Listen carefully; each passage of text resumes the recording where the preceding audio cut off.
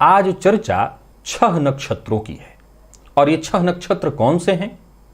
प्रिय दर्शकों, ये 6 नक्षत्र वो हैं जिन्हें हम गंडमूल नक्षत्र के नाम से जानते हैं। अश्विनी ये मेष राशि के अंतर्गत आता है और ये केतु का नक्षत्र है। आश्लेषा ये कर्क राशि के अंतर्गत आता है और ये बुध का नक्षत्र है। मघा ये सिंह राशि के अंतर्गत आता है और ये केतु का नक्षत्र है। ज्येष्ठा ये वृश्चिक राशि के अंतर्गत आता है, ये बुध का नक्षत्र है। मूल ये धनु के अंतर्गत आता है, ये केतु का। और रेवती ये मीन के अंतर्गत आता है, बुध का नक्षत्र है। प्रिय दर्शकों, जैसा कि आपने सुना केतु और बुध गंडमूल नक्षत्र, ये जो 6 कहे गए हैं ये सब के सब केतु और बुध के नक्षत्र हैं। बस यही 2 ग्रहों के नक्षत्र हैं। अब जरा समझने का प्रयत्न करिए प्रिय दर्शकों, वैदिक ज्योतिष हो या लाल किताब और भी जो ज्योतिष हो, वहां भी अगर आप समझे तो इन दोनों ग्रहों को बेहद खास माना गया है। क्यों खास माना गया है इन दोनों को? ग्रह तो सब अपने आप में खास हैं, पर केतु और बुध में ऐसा विशेष क्या है विशेष। केतु के बारे में जानते हैं कि जब वो किसी विशेष करके स्वराशि वाले ग्रह के साथ बैठ जाता है तो उस ग्रह के बल को 5 गुना अधिक बढ़ा देता है। और बुध भी ऐसा ही करता है। कैसे?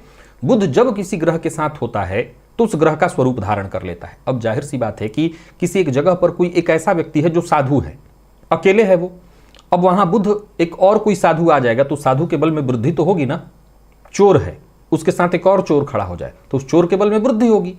बुध के पास ये क्षमता है। तो ये 2 ऐसे ग्रह हैं जो दोनों के दोनों ऊर्जा की मात्रा को डबल कर देते हैं। डबल क्या? केतु के तो 5 गुना कहा, बुध भी वही करता है, दुगना कर देता है, बदल देता हूं, एक नया स्वरूप खड़ा कर देता है। प्रिय दर्शकों, इस विषय को समझना बेहद आवश्यक है। आज कुछ काफी गंभीर बातें आपको बताने वाला हूं, समझिए। गंडमूल नक्षत्र असल में देखा जाए तो एक तरह से वैसे ही बदनाम है। बदनाम क्या है कि इसको सही ढंग से आपके सामने नहीं रखा गया, लोगों के सामने नहीं रखा गया। यह बेहद बलशाली, प्रभावशाली नक्षत्र है।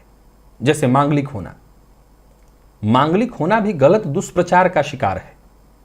गंडमूल भी वैसे ही है। आपने सुना होगा कि इन दोनों के शांति की चर्चा की जाती है। जैसे कोई कन्या मांगलिक है तो उसका विवाह अगर मांगलिक वर से नहीं हो रहा है, होना तो चाहिए मांगलिक वर से ही, नहीं हो रहा है तो कहा जाता है विष्णु से विवाह करा दो क्योंकि विष्णु अमरपति हैं इत्यादि। गंडमूल के बारे में भी 27वें दिन वो नक्षत्र आता है तो शांति की जाती है। पिता को तब तक मुंह नहीं देखना चाहिए बच्चे का। प्रिय दर्शकों, ये शांति क्यों कराई जाती है? असल में यहीं पर सारा खेल गड़बड़ हो जाता है। जब आप किसी भी चीज को थोड़ा सा अलग तरीके से किसी के सामने रखें तो लोग उस पर सोचने लगते हैं भाई आखिर क्या वो कारण है जिसके चलते इसी की शांति कराई जा रही है, बाकी और किसी की तो शांति नहीं कराई जा रही है। अब इस बात को कभी सामने नहीं रखा गया कि असल में चाहे वो मांगलिक हो या ये वो नक्षत्र जो गंडमूल नक्षत्र कहे गए हैं, ये विशेष वेगवान, ऊर्जावान है। ऊर्जा बहुत ज्यादा है। इनकी ऊर्जा को नियंत्रित करने के लिए कि इस ऊर्जा की वजह से जरा गौर करिए, एक नवदंपति, मांगलिक दोष जिसको हम कहते हैं, उसका मूल प्रभाव कहां देखा जाता है? दांपत्य जीवन में। एक नवदंपति जो 2 अलग अलग घरों से आकर के एक साथ जुड़ते हैं, दांपत्य जीवन का प्रारंभ भी जस्ट एक बच्चे के जन्म के समान होता है। एक नया जन्म दोनों का होता है। दोनों अब आज की परिस्थिति थोड़ी अलग हो गई है, लेकिन बाकी दोनों उस परिस्थिति के लिए अलग नए ही होते हैं। एक नूतन जन्म उनको वहां मिलता है। अब एक का ऊर्जा अलग काम कर रहा है, एक का ऊर्जा अलग, तो ये अनबैलेंस हो जाएंगे। शांति करा करके उसी ऊर्जा को शांत करने का प्रयत्न किया जाता है। गंडमूल भी वैसे ही है। एक नवजात शिशु जो माता पिता के घर में आया है और आते ही उसकी ऊर्जा का प्रभाव पूरे परिवार पर पड़ने लगे तो लोग घबरा जाएंगे, लोग समझ ही नहीं पाएंगे। सीधी सी बात है, नहीं समझ पाएंगे तो फिर उसी के लिए कहा गया कि ऐसे बच्चे को छोड़ देना चाहिए, त्याग देना चाहिए। बाबा तुलसीदास का नाम तो सुना है ना, भुक्त मूल में जन्म उनका हुआ। आज भी हम उनका नाम जपते हैं और कई लोग तो उन्हीं का नाम गा करके ही उनके द्वारा बनाए रामचरितमानस को खा करके आजीविका लोगों की चल रही है। तो असल में ये मूल नक्षत्र जो हैं, ये 6 के 6 गंडमूल जिसको हम कहते हैं, ये बहुत ऊर्जावान है। इसमें ऊर्जा बहुत ज्यादा है। इसी ऊर्जा को शांत रखने के लिए इनकी शांति की जाती है। अब जब शांति की बात आई तो उसको कायदे से बताया नहीं गया, लोग भ्रमित हो गए कि तो शांति कराई जा रही, इसमें जरूर कुछ खतरा है, ये अच्छा नहीं है। मैं आपको बता दूं कि आप अपनी जन्म कुंडली को जरा खोलिए।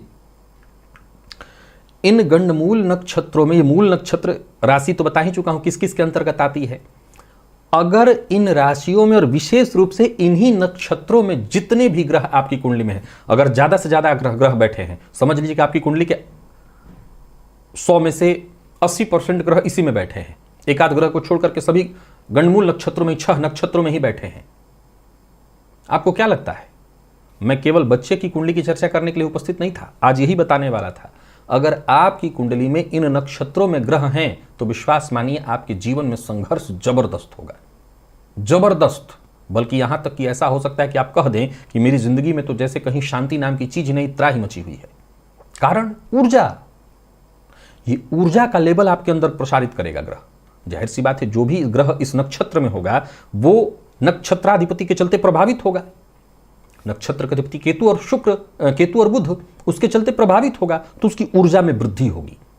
अब याद रखिए कि ऊर्जा में वृद्धि होगी तो इंसान सो नहीं सकता। ऐसा नहीं है कि ऊर्जा में वृद्धि हो रही, भैया फलाना सो गए हैं जाकर के, नहीं हो सकता। ऊर्जा में वृद्धि हुई है, फलतः व्यक्ति काम करेगा।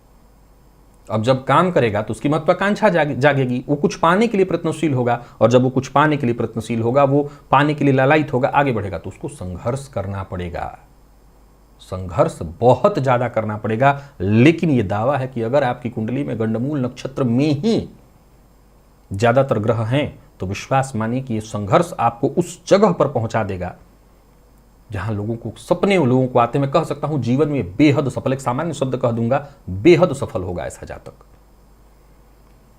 तो चाहे वो गंडमूल नक्षत्र में पैदा बच्चे हों या गंडमूल नक्षत्र में ज्यादा ग्रह हों आपकी कुंडली में, ये दोनों ही स्थितियां बेहद खास है। इसकी शांति कराने की जो बात की गई है, वो शांति की बात असल में भयावह, एक और सरल तर्क से मैं आपको उसको समझा सकता हूं। पता नहीं को बहुत सारे लोग ग्रामीण परिवेश से जुड़े भी हैं या नहीं, बहुत से लोग जानते भी हैं कि नहीं।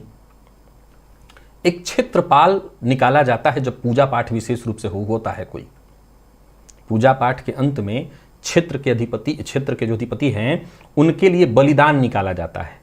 तो उसमें पंडित जी मंत्र जो बोलते रहते हैं, उस मंत्र में वो मारीगण, राक्षसी, भैरवी इत्यादि की चर्चा बोलते रहते हैं। आपको विश्वास होना चाहिए कि कई जगहों पर मैं खुद खड़ा होकर के देखा हूं, एक ऐसा माहौल क्रिएट किया जाता है जैसे लोग इससे भयभीत हों। असल में वो देवता का भोजन है, भयभीत होने जैसा कुछ है ही नहीं, वो भयभीत होने जैसा ही नहीं है, लेकिन एक माहौल ऐसा क्रिएट कर दिया था, हटो हटो रास्ते से हटो, कोई बीच में नहीं आना चाहिए इत्यादि। यहां तक कि अब आजकल पंडित जी लोग भी करने लगे हैं, पूजा पाठ घर में सभी लोग आंखें बंद कर लेंगे, कोई देखेगा नहीं। अरे ऐसा क्या है, ये देवता का भोजन जा रहा है। तो कुछ चीजें समय के साथ, बदलते वक्त के साथ लोगों ने उसमें तिल था उसको ताड़ बना दिया, बस और कुछ नहीं हुआ है। मैं मांगलिक की बाकायदा चर्चा किए हुए वीडियो बनाया हूं। मैं आज भी कुंडली मिलाप करता हूं तो मांगलिक से ही मांगलिक की विवाह की चर्चा करता हूं, बल्कि खंडन कर देता हूं। लेकिन इसका यह मतलब नहीं कि ये कोई दोष है। असल में वो उस ऊर्जा की चर्चा चल रही है। वो ऊर्जा को संभालने वाला दोनों तरफ अगर उपस्थित नहीं होंगे तो दाम्पत्य विच्छेद की ओर चला जाएगा। फिर वो शास्त्र कहता है कन्या भर्तु विनाशाय। अब कन्या भर्तु विनाशाय कि मृत्यु ही अर्थ नहीं है वहां पर। भाई उस ऊर्जा को संभालने वाला वो नहीं होगा तो वो दाम्पत्य विच्छेद की तरफ चला जाएगा। बस तो काफी गहरे रहस्य हैं जो कि आज के इस परिवेश में लोगों को तो कायदे से समझ में भी नहीं आएंगे। लेकिन मैं आपको बता दूं कि हाँ, इसका यह मतलब ही नहीं है कि मैं ये कहना चाहता हूं जैसे मांगलिक हो गए, गंडमूल, इनकी शांति नहीं होनी चाहिए, नहीं होनी चाहिए। नहीं होंगे तो उस ऊर्जा का जब प्रवाह वो बालक उत्पन्न करेगा जन्म लेते ही, तो घर संभाल नहीं पाएगा। फिर संभव है कि घर में किसी न किसी को परेशानी तो किसको होगी? जो घर का मुखिया होगा तो कहते हैं पिता को पहले चरण में, दूसरे चरण में माता को, तीसरे चरण में जाता खुद को अपने को कष्ट देता है, और फिर धीरे धीरे वो शांत हो जाता है। अगर नहीं हुआ तो बहुत अच्छा कर जाता है। लोग यही सुनाते हैं आपको। अरे तो भाई किसको कष्ट होगा? जो घर को लेकर के चल रहा है, घर का मुखिया होगा, उसी को हो सकता है। ऊर्जा का प्रवाह किसकी ओर जाएगा? सरल तर्क है। तो ये अपने आप में बेहद खास है। इन नक्षत्रों में जन्म होना ही अपने आप में बेहद खास है। और ऊपर से अगर आपकी कुंडली में इस नक्षत्र में ग्रह बैठे हुए हैं तब भी आप बेहद खास हैं।